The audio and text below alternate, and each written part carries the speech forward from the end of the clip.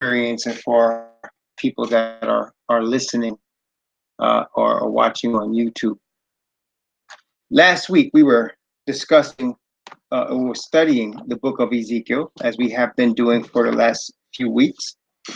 And in our study, we were in Ezekiel chapter 44, as we were being constantly interrupted. And we talked about in Ezekiel 44, the instructions that were being given or began to be given in chapter 44 were specific to the priesthood of the Israelite nation. And again, I just want to review very quickly some things that we talked about and that we are constantly reaffirming as we are in an awakening period on the planet Earth. And when I say the awakening period, in this era that most people on the earth understand that we are in an era or a period of time or a generation where information is being shared on a level that information has not been shared ever on planet Earth. This, in fact, people have called it an information age. There is a lot of information being disseminated and shared, all types of information. As part of this information age, what's going on is the Bible does tell us, in fact, let's take a look at it in the book of Daniel, the prophecy of Daniel, chapter 12, Daniel chapter 12. And what we're noticing in terms of this awakening, what we're noticing is prophecy is being fulfilled, end time prophecy that has been given to prophets hundreds and even thousands of years ago is now being fulfilled in our time. And let's take a look in the prophecy of Daniel, and let's look at chapter 12, Daniel chapter 12. I'm going to begin at verse 1, Daniel chapter 12, verse 1. And I'm going to go down to verse 4 of Daniel chapter 12. Well, before I do that, let me start actually at chapter 11, just to get a little bit better context. Chapter 11, just to let you know, chapter 11 of Daniel, the book of Daniel, the prophecy of Daniel, it ends up talking about two major kings, the king of the north and the king of the south. And it talks ultimately about the triumph of the king of the south, of the king of the north above the king of the south.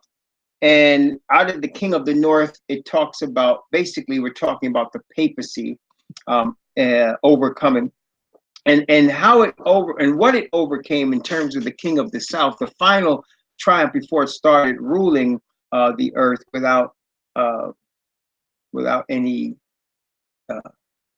buddy being able to stop it, as it were, was Islam. Islam under the Ottoman Empire was the last bastion of power that the Catholic Church or Christianity overcame. And if you will notice, even in our day, almost all of the wars in these days here are being fought against Islamic countries. Have you noticed that? For example, we talk about Iraq, and now they're talking about Iran and Afghanistan.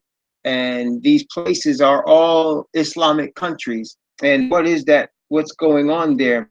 Islam is represented as the king of the south, and they had actually at one time had more power, but then Christianity through the Catholic Church has overcome them. And now the Bible is showing us how, which was illustrated also in Revelation chapter 13, how the Catholic Church is controlling the United States of America, controlling its Supreme Court, controlling its government, controlling everything about it, and is in cahoots with the Ashkenaz, who are called Jews, who we believe are Edomites. So with the Edomites and the sons of Japhet from the north, the Roman Catholic Church is controlling the earth religiously, controlling the earth economically with the Ashkenazi Jews. I think is pretty obvious, controlling the earth, almost every aspect of life.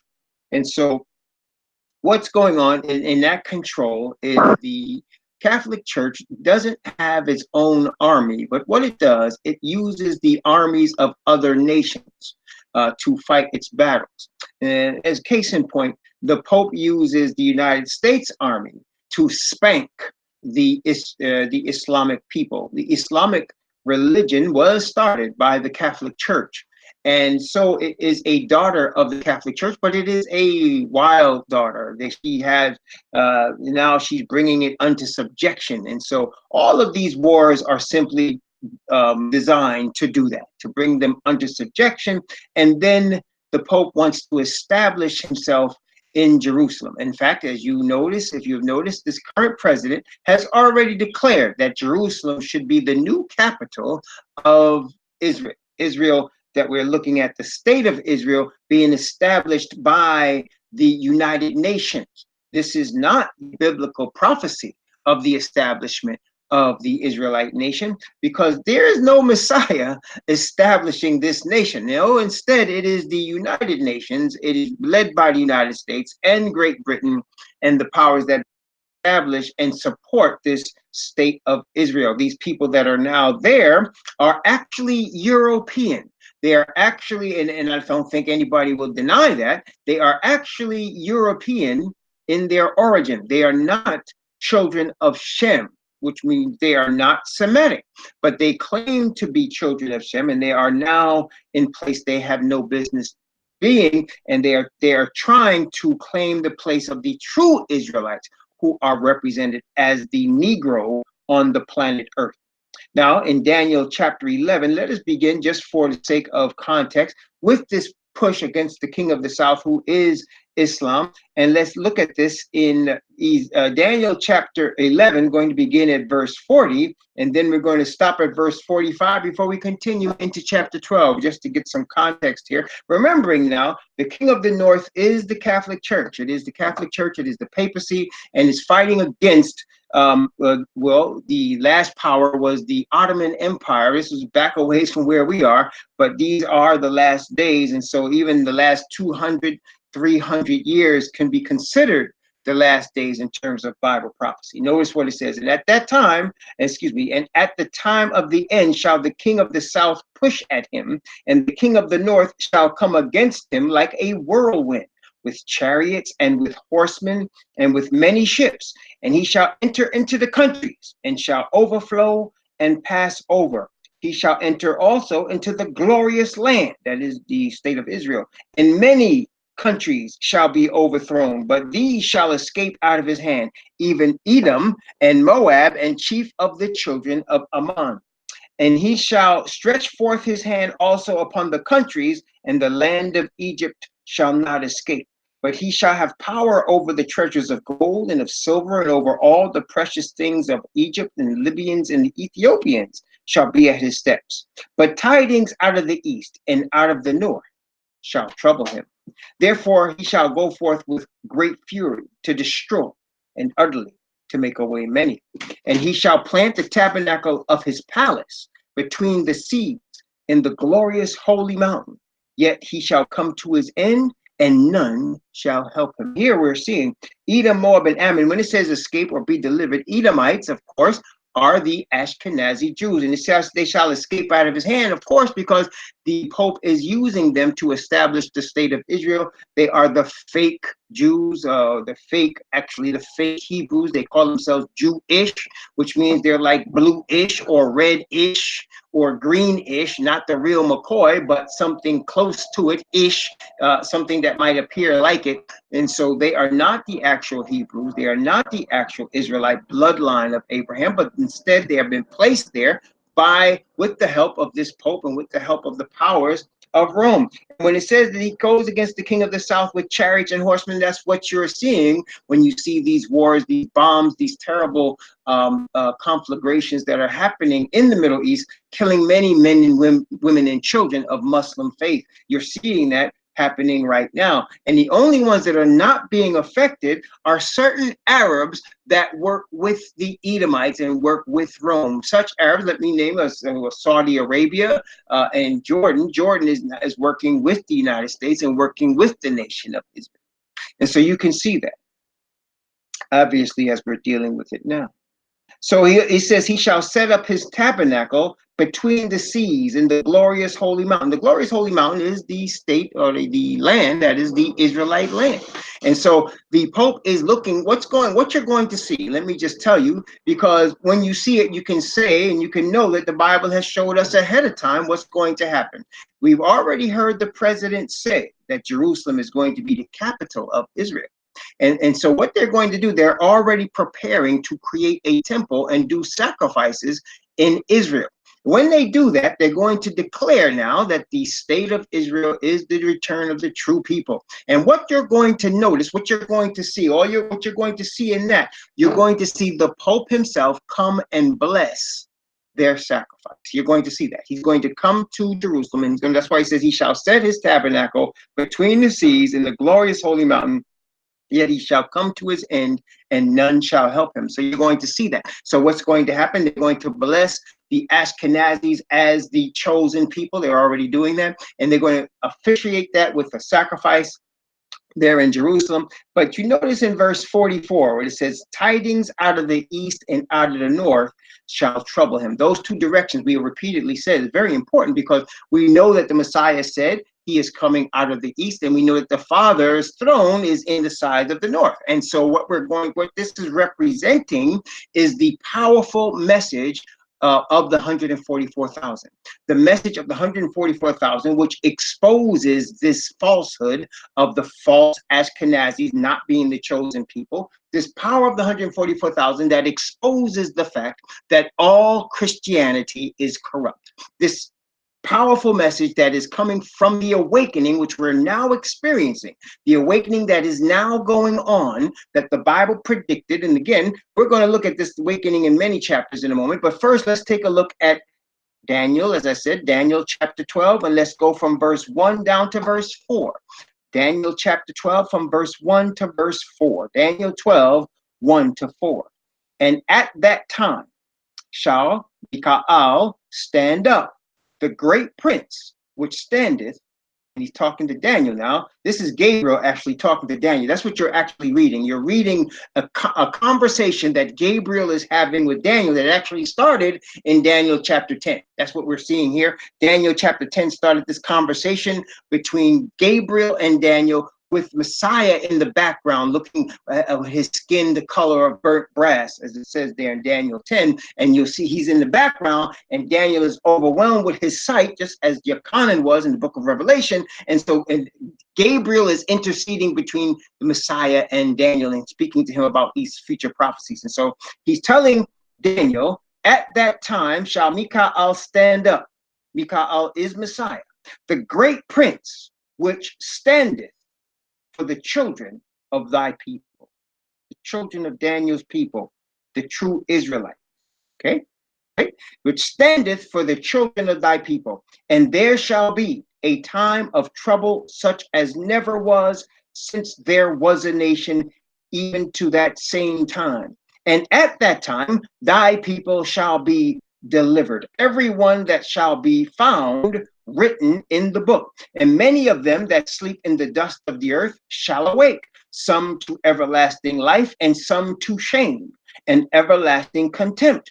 And they that be wise shall shine as the brightness of the firmament, and they that turn many to righteousness as the stars forever and ever. But thou, O Daniel, Gabriel tells him, shut up the words and seal the book, even to the time of the end.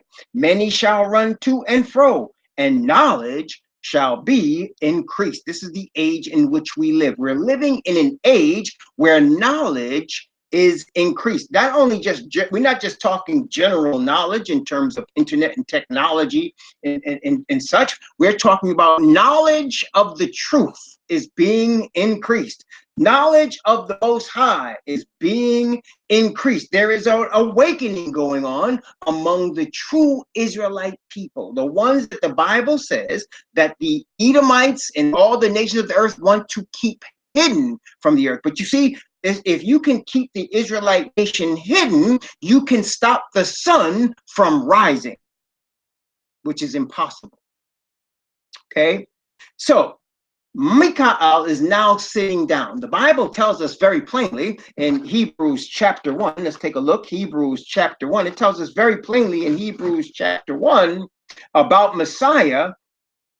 Notice what it says in Hebrews chapter 1. I'm going to read from verse 1 down to verse 3. Hebrews chapter 1, 1 through 3. Yahweh, who at sundry times and in divers manners spake in time past unto the fathers by the prophets, hath in these last days spoken unto us by his Son, whom he hath appointed heir of all things, by whom also he made the world, who, being the brightness of his glory and the express image of his person, and upholding all things by the word of his power, when he had by himself purged our sins, sat down on the right hand of the majesty on high. He sits down interceding for the children of Israel.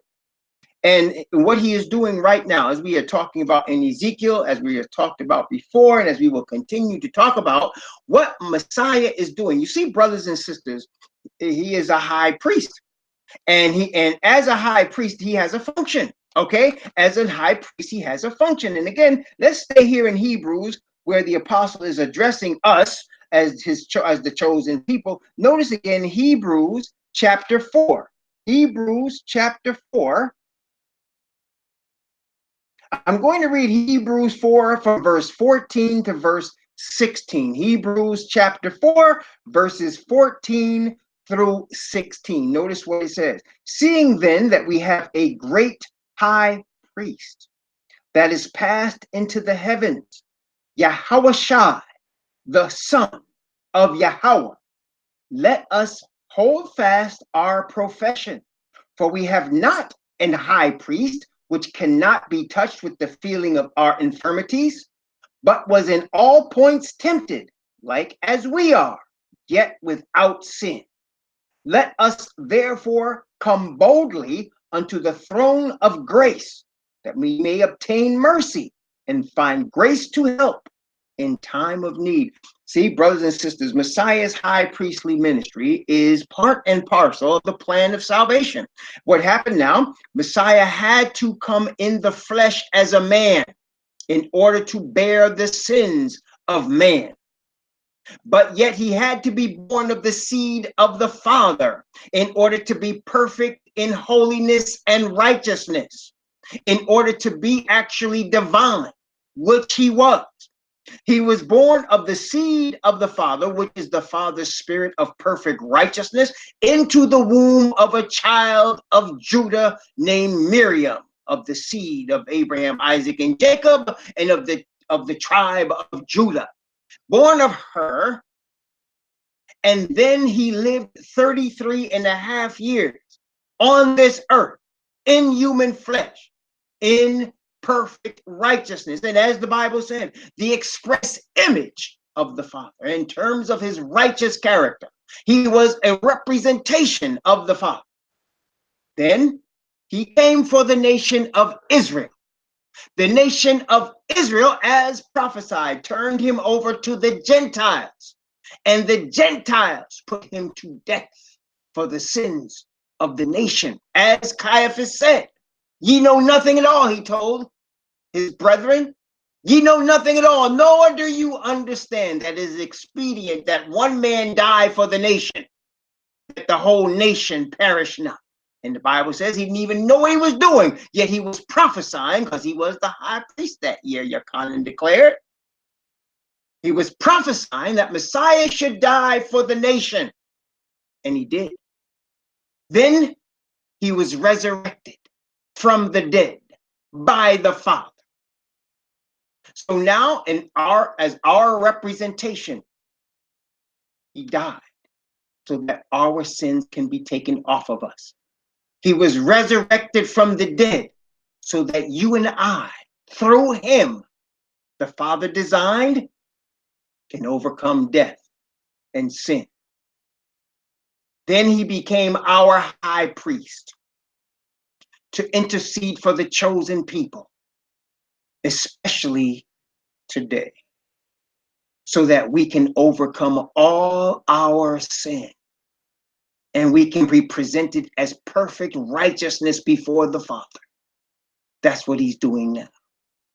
And as he is awakening his people now, with knowledge being increased, he is now preparing to put his final seal on his people. As Revelation said, he is holding back winds until he can put the seal on his sons, the 144,000. Those are the tidings that come out of the east and out of the north, that cause great fury to arise in the established order led by Christianity and Judaism and Islam.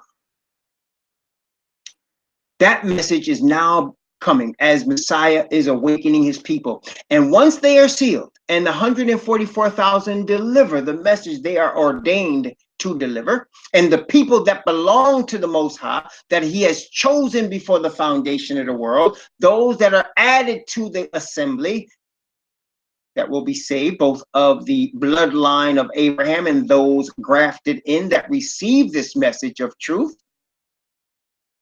then the powers that be will go forth with great fury to try to rid the earth of us. And that's when Mikael will stand up. You see, he's sitting down. But when he stands up, it's time to get busy. And that's when we look and we see Revelation 19, and he returns ready for war. When Messiah comes back, there's going to be a war. Oh, yes. It's going to be a war. And Messiah will not lose. Neither will his people. We're being prepared. And so, brothers and sisters, the preparation is ongoing. Because, brothers and sisters, we need to understand, we cannot dwell among perfect angels. We cannot dwell in an atmosphere of perfect righteousness. We cannot dwell with the Father. We cannot dwell with Messiah unless we ourselves are in perfect righteousness. Do you understand that? We cannot dwell in them unless we ourselves are prepared. See, that's what our fathers failed to understand when they came out of the land of Egypt. And by the way, we know that the covenant says, we're not making this up, when it starts off and the covenant says, I am the Lord thy God, which led thee out of the house of Egypt and out of the house of bondage. Can I ask a question? Brethren, do you hear me? Can I ask two questions? The first one is, can you hear me? The second question I ask is, how many different peoples, how many different nations did the Father redeem out of the land of Egypt and out of the house of bondage? How many different nations did he do that? Did he do, right, there's but one nation. So in other words, when he goes to give the covenant and he says, he's talking to this nation and he says, I have redeemed thee out of the land of Egypt and out of the house of bondage. He's given this covenant to one nation. That is the chosen people. It is not for the common people. It's for the chosen people. And what he is doing in doing that, what he is trying to do, brothers and sisters, what he is trying to do is he's trying to establish his chosen people in perfect righteousness, that his chosen people can reflect that perfect righteousness to the Gentiles. Are you understanding? It's his object so that the chosen people can reflect his perfect righteousness to the Gentiles. That is why, brothers and sisters, those that understand and know the truth will be praying for the awakening of the chosen people, the Negroes. You're going to be praying for the Negroes because the Negroes are the ones that are going to bring forth the perfect righteous truth of the Most High. They're not going to learn from Ashkenazis. They're not going to learn from sons of Yafet or Edomites. They're going to know it by the Father's Spirit. And they're going to bring it forth. You must pray for this because that's the only way we're going to get the truth. All we're seeing right now is these so-called missionaries going in the name of the Methodist Church, in the name of the SDA Church, in the name of the Mormon Church, in the name of the witnesses, bringing forth falsehoods all over the earth and bringing their gospel. That's not the true gospel. If it were the true gospel, I think we can understand the Bible says very plainly, when this gospel is over all the earth, then shall the end come. Well, the end has not come, and yet their words, their false gospel is indeed gone to the four corners of the earth. I think we can agree on that. It's gone to all four corners of the earth, and yet nothing has changed. In fact, things have gotten worse because you can't bring salvation from falsehood. So, brothers and sisters, he's preparing us to bring the true gospel. He's preparing us to bring the truth so that people can be saved, so that the heathen will know his name, Yahweh, so that they can understand what perfect righteousness is all about. And so he's waking us right now. Now, as we're studying Ezekiel, he has shown, we talked about this last week, righteousness, the sons of Zadok being righteousness, the sons of righteousness being prepared. Brothers and sisters, as we're going to see today, the priesthood. He's talking about the priesthood in Ezekiel 44. We studied that already, but we're going to actually go to 45 today. But as we looked at last week, the priesthood, we're going to continue. And the priesthood must first be holy. Brothers and sisters, the truth is, perfection comes from the Father. He is perfect and righteous in all his ways. The Father makes no mistakes. You see, unlike the Gentiles, they don't understand that. But as Israelites, we do understand that. There's no imperfection in the Father. The Father is perfect in everything he does. He's righteous in everything he does. As a matter of fact, my wife and I were having this conversation today. There's a homosexual running for president. I don't know if you've noticed, but there's a homosexual man that's running for president, right? And the homosexual man comes from a state where the vice president of the United States comes from. And the homosexual man, face-to-face, told the vice president of the United States, who also, the homosexual man says he's a Christian, and the vice president claims to be a Christian, conservative Christian, okay? They both believe in white Jesus. Now, the homosexual man looked the vice president in the face and he said, "You don't have a problem with me. You have a problem with my creator." That's what he said. He said, "You don't have a problem with me. You have a problem with my creator." And of course, the vice president could not answer him. He could not answer him, right? Couldn't answer him. Why couldn't he answer him? Because the homosexual sodomite, the sodomite, was saying what the Christians believe. You see, the Christians believe that all of us worship the same God. And as such, the same God that we all worship made all of us. So if one of us are born to sodomize another, well, God just made us that way. And I asked my wife a question as we discussed this. I asked her a question. I said, "How would you answer that?" I mean, how would you answer that? I said, "You see, brothers and sisters, whenever things like this happen, I take it upon myself as a challenge. It's a challenge to the truth. And it tells me I need to go and be able to answer such from the scriptures."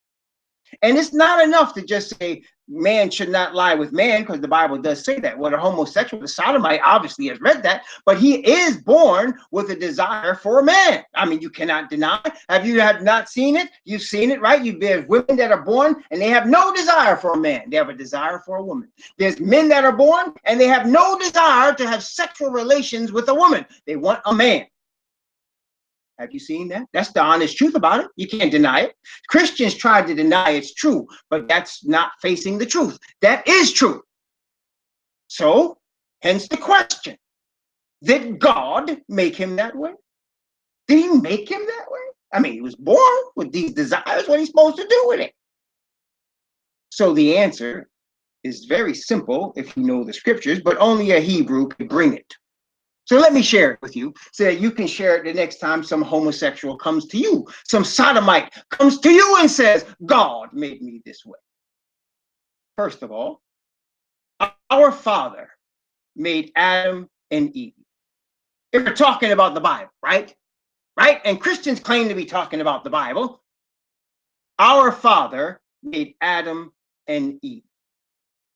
He made Adam and Eve without sin. They were perfect. I mean, perfect physically, perfect spiritually, perfect symmetry in their mind, in their spirit, in their body. Perfect. No inclination for sodomy. He made them for each other. Perfect. And he gave them commandments. And he made a covenant. And as part of their covenant, they were supposed to obey him. Well, what did they do? Well, we know what they did. They disobeyed. And as a result of their disobedience, this disease came on them. The disease is called what? It's called sin.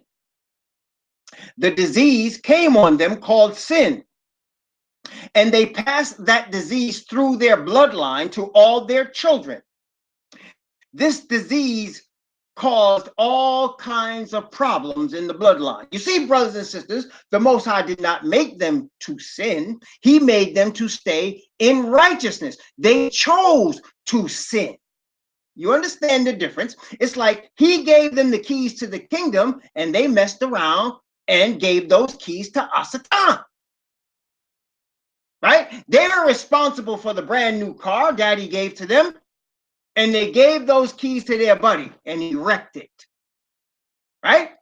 So now the disease of sin has infiltrated the bloodline. Now because of that disease, you have some children being born blind, right? You got some children being born deaf, right? You got some children being born with proclivities to steal or to lie. Some people are just born with certain things. They're just gifted at kleptomania, right? Some people are just gifted at lying, right? I mean, gifted, right? It's true, right? And then you got people that come forth from the womb and they have a crooked sexual desire. Maybe they're just born with it. They don't want to deal with a woman if they're a man, but they have this thing where they look at a woman and instead of wanting her, they want to be like her, right? And so what happens now? They want to be like a woman. Now, what is a man like that supposed to do? Well, Messiah answers the question, right? Messiah actually answers the question. And I'll actually, you know what? Let me actually, it's Matthew. Matthew is the Gospel of Matthew.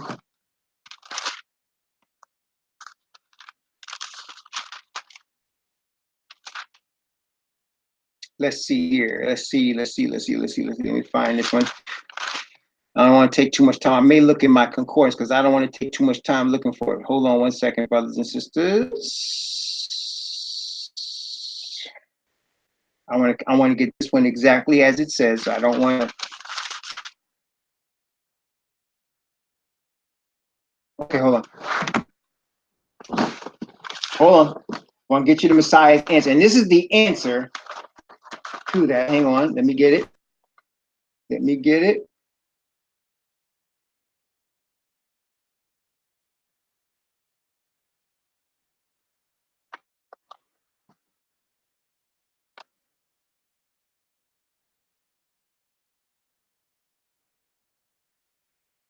Okay. Matthew chapter 19. Matthew chapter 19. I just want to, I don't like looking at concordance while I'm doing this unless I have to, but I want to make sure. Matthew chapter 19. Notice Matthew chapter 19, verse 12. Matthew chapter 19, verse 12. Matthew 19, 12. Notice what it says here. For there are some, there are some eunuchs which were so born from their mother's womb. And there are some eunuchs which were made eunuchs of men. And there be eunuchs which have made themselves eunuchs for the kingdom of heaven's sake.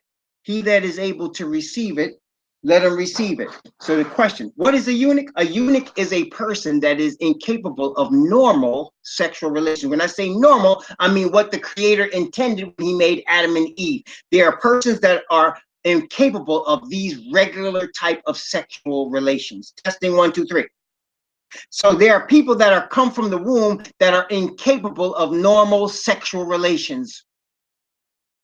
Now, what should they do? What he's saying is, if you're going to talk about the Bible and how you want to serve God, what you want to do then is you want to have no one. Because even though you might be born from the womb with no desire for a woman, sodomy is a learned behavior. Somebody has to teach you to stick your penis in another man's anus. Somebody has to teach you to receive a man's penis in your anus. Huh? So you don't have to do that. You can decide for the kingdom of heaven, I'm not going to commit that act, that nasty, unnatural act. I'm going to not do that. Even though it's my proclivity to do it, I'm not going to do it. Just like a person, there are people, listen, there are people that are born psychopaths. Testing 1, 2, 3. There are people that are born psychopaths. I mean, If you know what a psychopath has no emotion in terms of like care. They don't care. And they can kill a person and then sit down and eat dinner and don't care. That's a psychopath. Now, should the psychopath follow his natural inclination and just commit murder because that's what he's naturally inclined to do? And should we excuse his murder because he's naturally inclined to do that? Of course not. So what we want from the psychopath, we want him to have that under control, understanding that no, you don't do that. That's wrong. Exactly. So that being the case, the sodomite should not commit sodomy. He should instead withdraw himself from sexual contact. If he doesn't want a woman, that's fine, but don't commit sodomy or have sodomy committed on him. The Most High did not create you like that. Sin did. Y'all catching me? Now, with regard to that, though, back to Ezekiel. So the Most High is attempting from the high priestly ministry to cause his people to overcome all their sin. To cause his people to overcome all their sin. Okay, that's what he's doing. All sin. So that the homosexual will not be committing sodomy. The lesbian will not be looking to lick up on another woman. Because even though that's her desire to do that, she will understand for the kingdom of the Creator to bring glory to Yah, she won't do it. Okay, and let's take about that verse that we just talked about. There are some that were born eunuchs. In other words, they were born incapable of normal sexual relations. There are some that were made eunuchs of men. That's when what happens is that's when back in the day they cut off the man's testicles in order that he would not have any desire for sex. And he became basically unisex, like he didn't want sex with anybody because they took away his desire by cutting off his testicles. Then there are some that make themselves eunuchs for the kingdom of heaven's sake. What does that mean? That means the Apostle Paul, he married nobody. He never married anyone, never had any children, gave himself completely over to the ministry. Okay, gave himself completely over and ended up becoming a martyr and getting his head cut off. All right, being celibate, that's right. And so now I'm not talking about people that don't claim to believe the Bible. The gentleman running for president claimed to be a Christian, him and his husband, okay? But according to the truth, I just want y'all to be able to answer that. If you really want to follow the word, you won't commit sodomy, even if that's your perverted desire. See, the Christians argue that it's not their desire. You can't deny. I mean, if you're in the Black community, we all got people in our family that's homosexuals. There's somebody, you know, uncle, your cousin, right? You know somebody, and you know very well. You know, nobody necessarily did anything to them. They were just born like that. They just come up like that. Although sometimes there are people that get sexually assaulted and then they change. That has happened too. Like we know that's happened too. Some dudes get sexually assaulted when they're young, when they're boys, and then it changes them, it messes their head up. It's like with a girl. Girl gets sexually assaulted when she's a little girl, mess up for life. There's lots of times they don't understand what's going on with them, but it started with that sexual assault back then. Same with the dude. But there's some that's just born messed up. Okay, it happens both ways. All right, happens both ways. So Messiah, as the high priest, is seeking to purify his people from all sin by his blood and the righteous spirit of the Father. He's seeking to overcome all sin. Okay, so that those of us like myself that had a desire to become billionaires will cast off all our desire for any money, which is what I've done. I've decided I don't care about money anymore. I want to serve the Most High. I don't care if I'm penniless. I just want to be filled and covered with the righteousness of the Father. Some of us who had other desires for other things give those up for the glory of the Father. In other words, what the Messiah is doing through the Father's Spirit and through his blood as the high priest, he is preparing the true Israelite nation to be ready to give up everything for the glory of the Father. And it starts with the leadership. Okay, it starts. And we talked about the surety that is the Most High's will for his people in terms of how it was illustrated in the wife of the high priest. And we talked about the 144,000 being the bride of the Messiah in terms of purity of spirit and truth. Brothers and sisters, you know, it's not very complicated. People make it complicated in terms of this whole thing about overcoming sin and achieving perfection. It's not complicated. It really is not. What it comes down to is the individual human being that decides they want to give all glory to their creator. They want to live this life with the glory of the creator alone in view. They want to live this life, and they understand that these words written in the scriptures are words given through the creator's prophets and given to his people so that they can instruct his people in the way they should go. Again, let me look at this scripture here in Ezekiel 44. Notice again, talking about the wife of the high priest. Notice again in Ezekiel chapter 44, Ezekiel 44, talking about the high priest. Let's look at verse 23. Going to read from verse 23. I'm going to read from verse 23 down to 31. From 23 to 31, especially 23 is what we're looking at, but let's look for the whole sake of context here. Talking about the priests, the sons of Sadak, and they shall teach my people the difference between the holy and profane, and cause them to discern between the unclean and the clean. And in controversy, they shall stand in judgment. That means righteousness and fairness. They shall judge it according to my judgments. They shall keep my laws and my statutes in all mine assemblies. And they shall hallow my Sabbaths. And they shall come at no dead person to defile themselves, but for father or for mother or for son or for daughter, for brother or for sister that hath no husband, they may defile themselves. And after he is cleansed, they shall reckon unto him 7 days. And in the day that he goeth into the sanctuary, unto the inner court to minister in the sanctuary, he shall offer his sin offering, saith the Most High Yahweh. And it shall be unto them for an inheritance. I am their inheritance, and ye shall give them no possession in Israel. I am their possession. And they shall eat the meat offering and the sin offering and the trespass offering, and every dedicated thing in Israel shall be theirs. And the first of all the firstfruits of all things, every oblation of every sort of your oblation shall be the priest.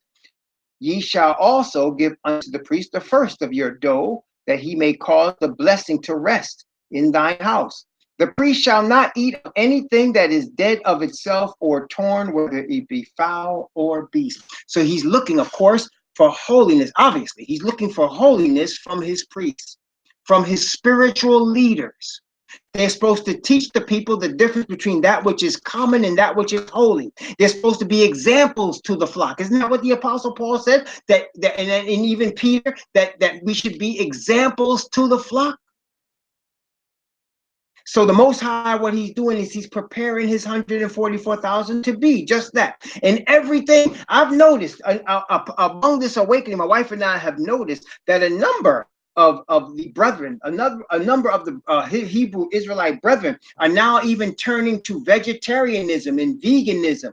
And what I mean, why do I bring it up? I bring it up because what they're doing is they're seeking holiness and purity. That's what's going on. The Most High is causing them to seek, and I'm not suggesting that you must be a vegan or a vegetarian to be pure. I'm saying, though, their desire for holiness and pureness is causing them to do that. The Most High is putting that spirit. You see, brothers and sisters, it's all about the Father's Spirit. It's this whole thing of salvation, this whole thing of transformation, this whole thing of preparation is all about the Father's Spirit. The Father has a righteous spirit, and that spirit is given through his righteous Messiah, in his righteous word, in his righteous law. And his chosen people are unaware. You see? And I find it interesting, that part where he says, you shall not defile yourselves for father or mother. Or that means if somebody dies, the priest is not allowed to touch him. That's interesting. You know why that's interesting? Because Messiah, the high priest, when he touches a dead person, what happens? Testing 1, 2, 3. When Messiah, the high priest, touches a dead person, what happens?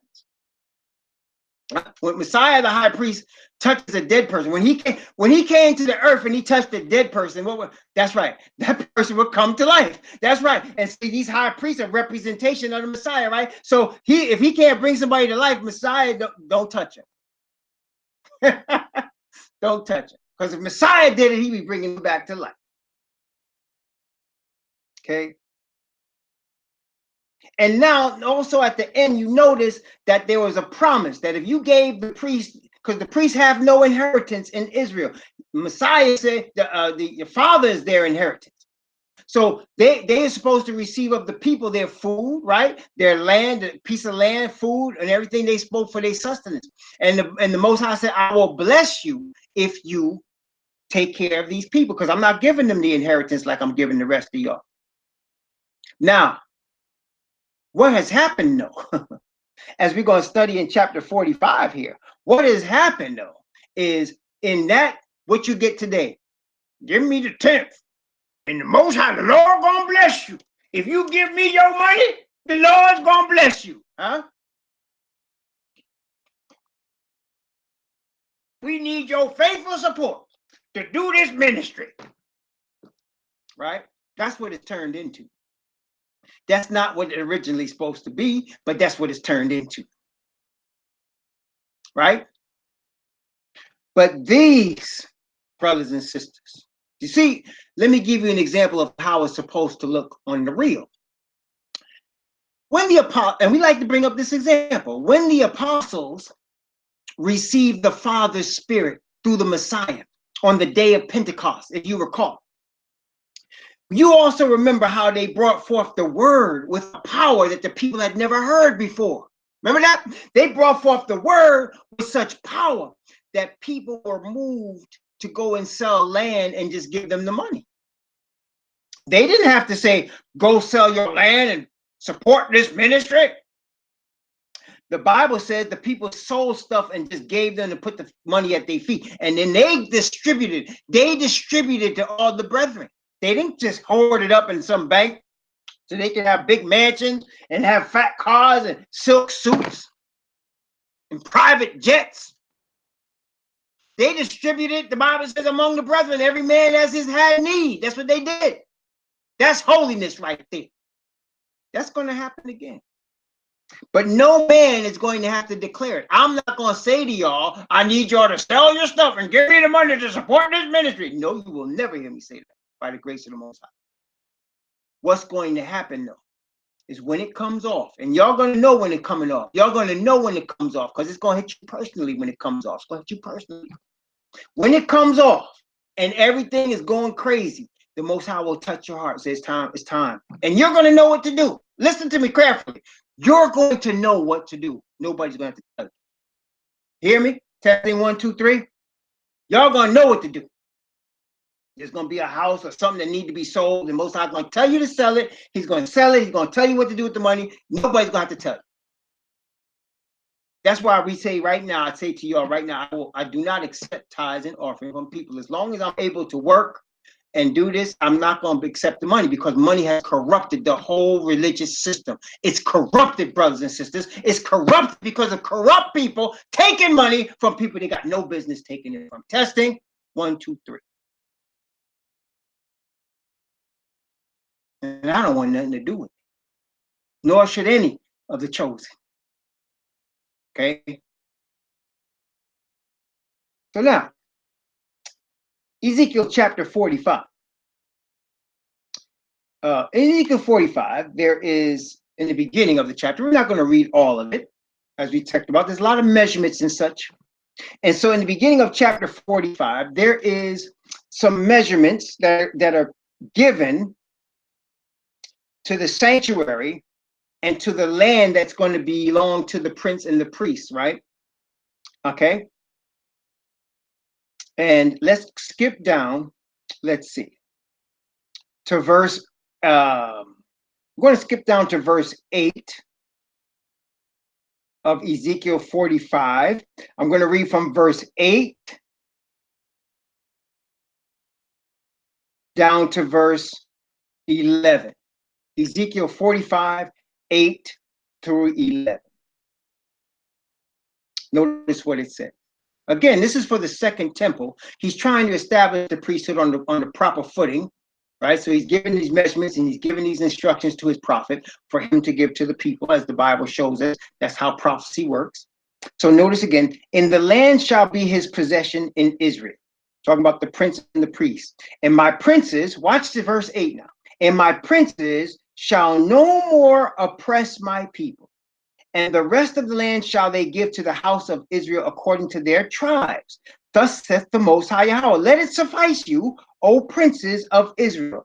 Remove violence and spoil and execute judgment and justice. Take away your exactions from my people, saith the Most High Yahweh. Ye shall have just balances and a just ephah and a just bath. And the ephah and the bath shall be of one measure, that the bath may contain the 10th part of an omer, and an ephah the 10th part of an omer. The measure thereof shall be after the omer. What does all that mean?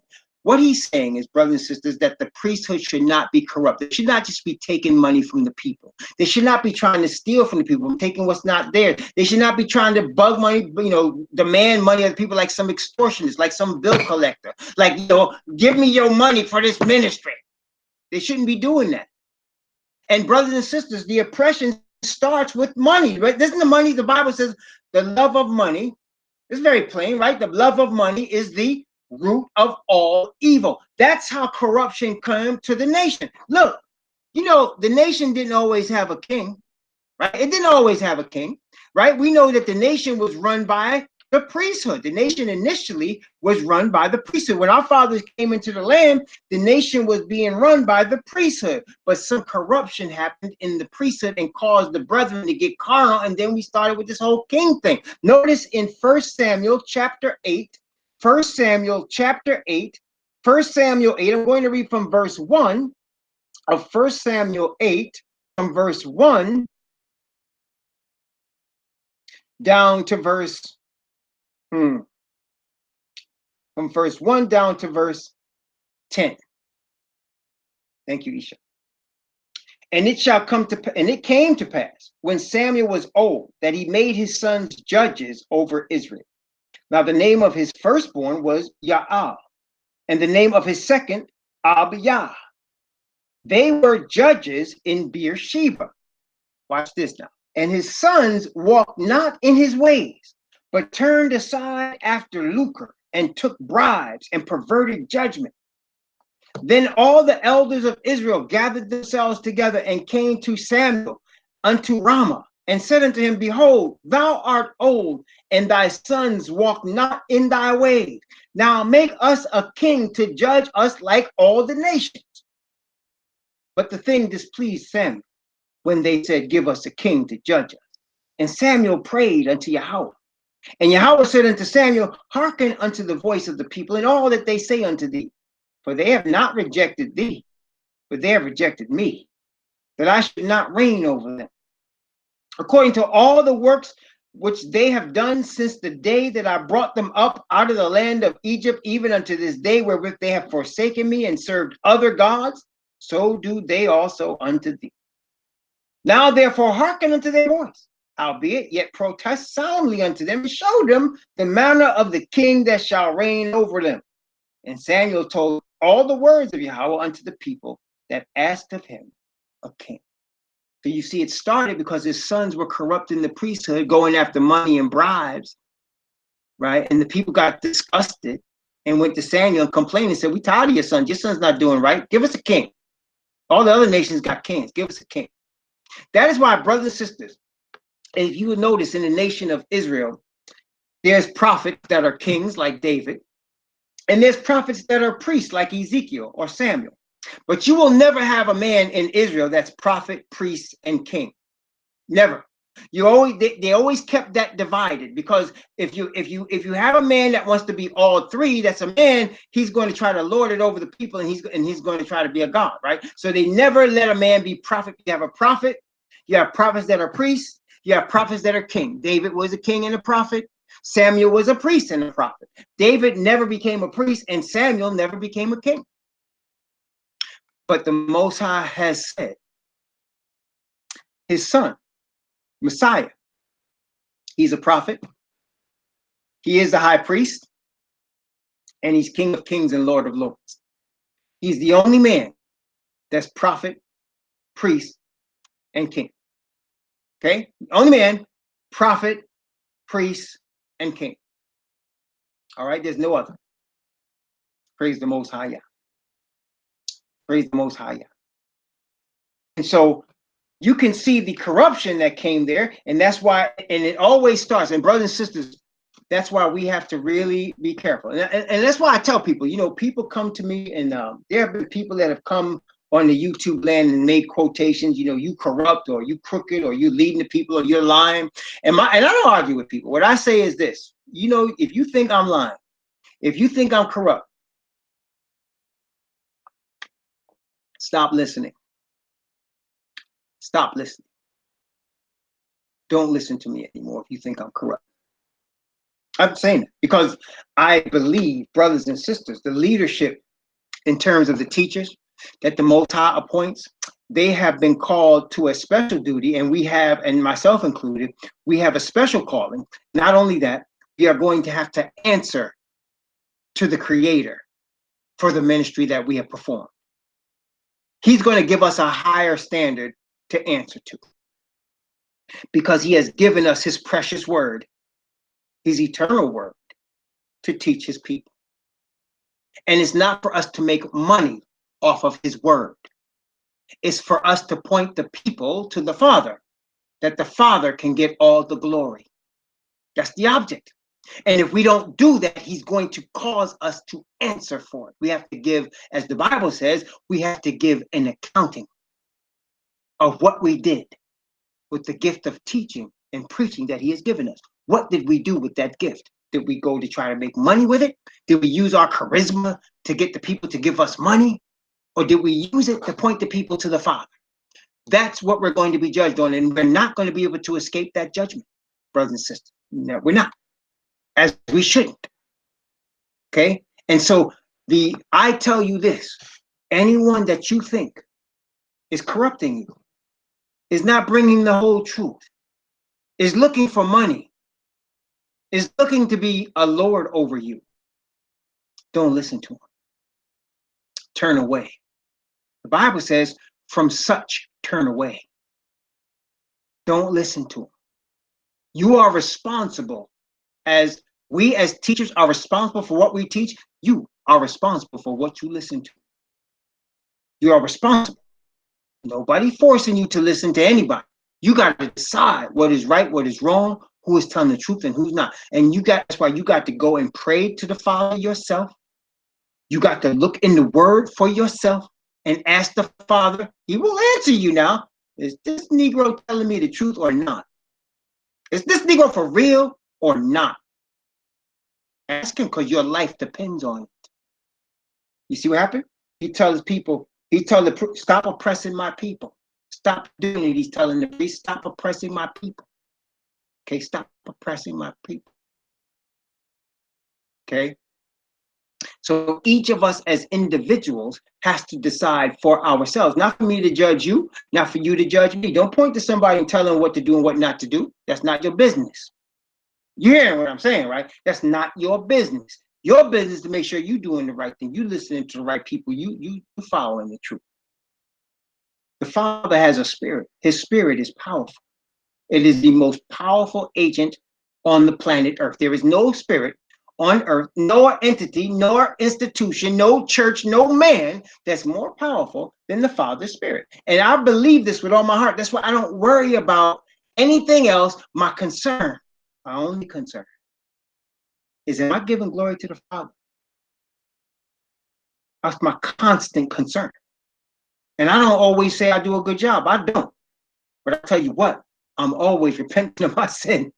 I'm always on my knees. He's not going to catch me not praying. He's not going to catch me not asking for his righteousness to come upon me. He's not going to catch me doing that. And I believe in his spirit of righteousness to lead us in the way we should go. I believe it. And he leads me into his word. He leads me to read and study his word and to continually give all, to be obedient by the spirit that he gives me. And I think I'm admonishing you all to do the same thing. But don't listen to corrupt preachers that are looking to glorify themselves. Don't listen to women that are looking to be the goddess. You know what I'm saying, right? Don't listen to women that are looking to be the goddess, like Eve did. Don't listen to people that are just looking for money. They may speak very smooth. They may even speak a lot of truth.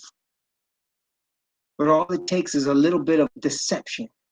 The Bible says a little leaven is the whole lump. And so what he's doing here, in Ezekiel, he's getting this second temple prepared. He's telling his prophet, because again, just like he did with Moses, just like he did with Solomon, so he's doing now with Ezekiel. His intent is to bring holiness out of his people, to be able to dwell among his people, to be with them forever. That's his intent. So he's now coming back to Ezekiel and he's saying, this is the measurements of the temple. These are what's got to look like. This is how it's going to be built, blah, blah, blah. Then he said, this is how the priests are going to act. And all he's doing is repeating what was already told in Exodus, in Leviticus, in Joshua, in Judges, in Deuteronomy, in Numbers, all of those things, Numbers, Exodus, Leviticus, Deuteronomy, the book of law. He's repeating the things he's already told our people in those things, repeating them again to Ezekiel. And he's saying, this is how the priest's supposed to act. This is how they're supposed to dress. This is how they're supposed to eat. This is their function. This is what I'm built for this is how the temple, because brothers and sisters, it all starts there. It all starts with the spiritual. Brothers and sisters, the spiritual is the most powerful, the more powerful than the physical. Spiritual, the more powerful. Righteousness is the most powerful agent on earth. I know people like to say it's love. I'm not saying love not important, but righteousness.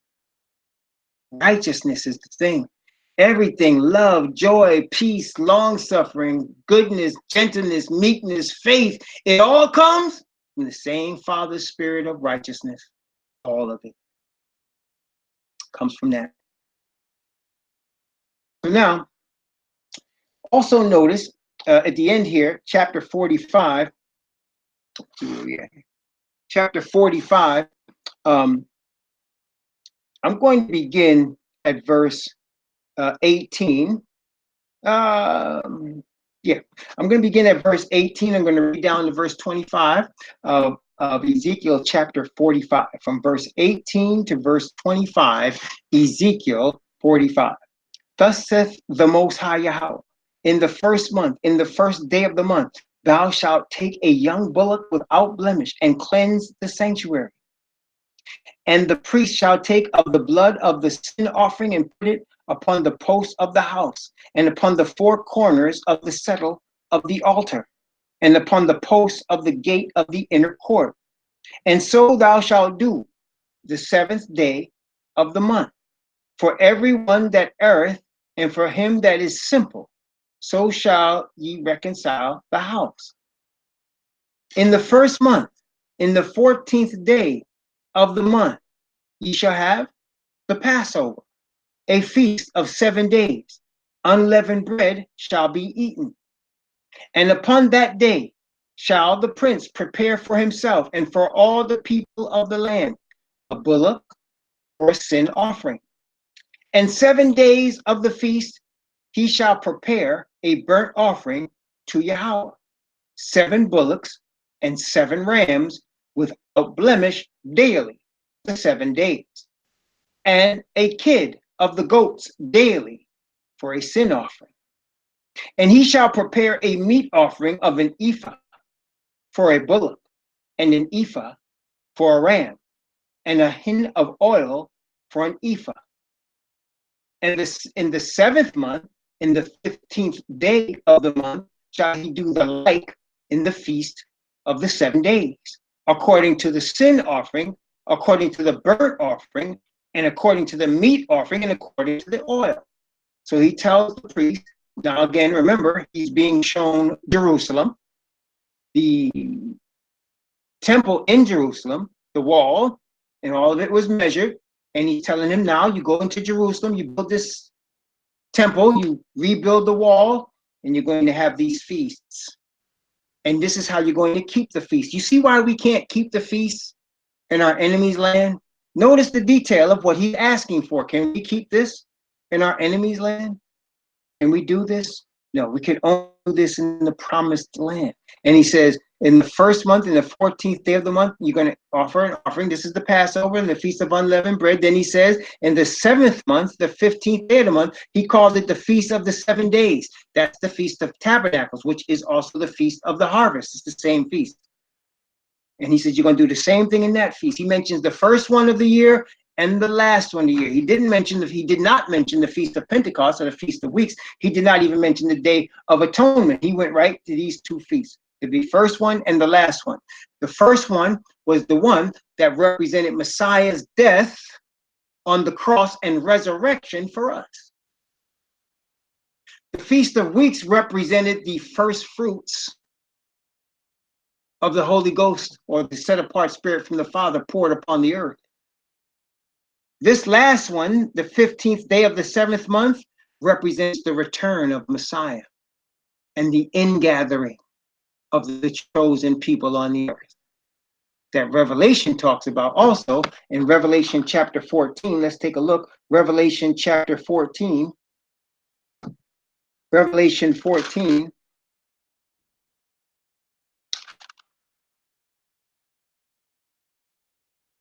Beginning in Revelation 14 at verse 14 and going to verse 20. Revelation 14 from verse 14 down to verse 20. Notice what it says. Notice the imagery here in Revelation chapter 14. And remember the Feast of Tabernacles. Notice what it says. And I looked, and behold, a white cloud, and upon the cloud one sat like unto the Son of Man, having on his head a golden crown, and in his hand a sharp sickle. And another angel came out of the temple, crying with a loud voice to him that sat on the cloud, thrust in thy sickle and reap, for the time is come for thee to reap, for the harvest of the earth is ripe. And he that sat on the cloud thrust in his sickle on the earth, and the earth was reaped. And another angel came out of the temple, which is in heaven, he also having a sharp sickle. And another angel came out from the altar, which had power over fire, and cried with a loud cry to him that had the sharp sickle, saying, thrust in thy sharp sickle, and gather the clusters of the vine of the earth, for her grapes are fully ripe. And the angel thrust in his sickle into the earth, and gathered the vine of the earth, and cast it into the winepress of the wrath of Yahweh.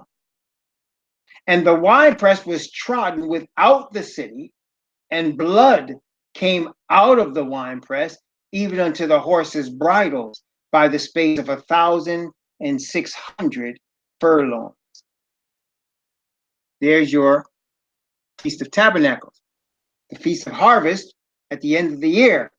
That's the return of the Messiah. And as we talked about, you're going to see two reapings, that of the righteous and that of the wicked, the wheat and the tares, the sheep and the goats. And notice he talked about blood. He said outside the city.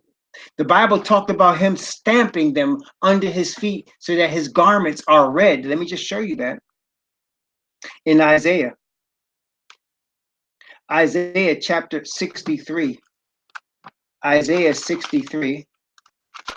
Notice what it says. We'll finish with this tonight. Isaiah 63. Notice this. Yes, it's Isaiah 63 from verse 1.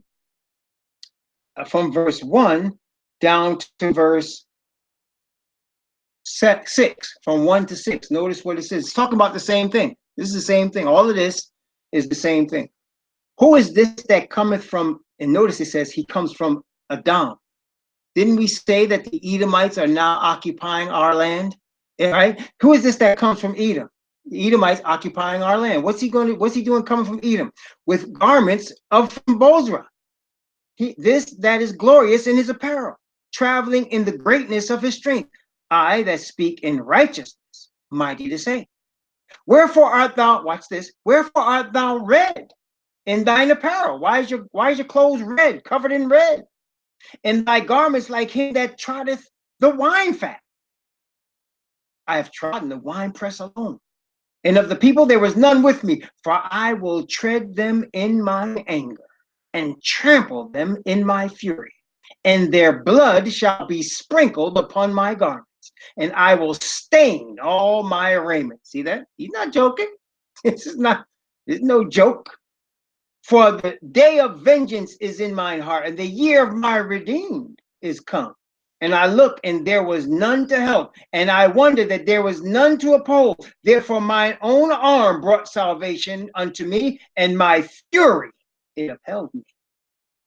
And I will tread down the people in my anger, and make them drunk in my fury, and I will bring down their strength to the earth. We're talking about the same thing, the return of the Messiah. You see, people are looking for some peaceful Messiah. He ain't coming back peacefully.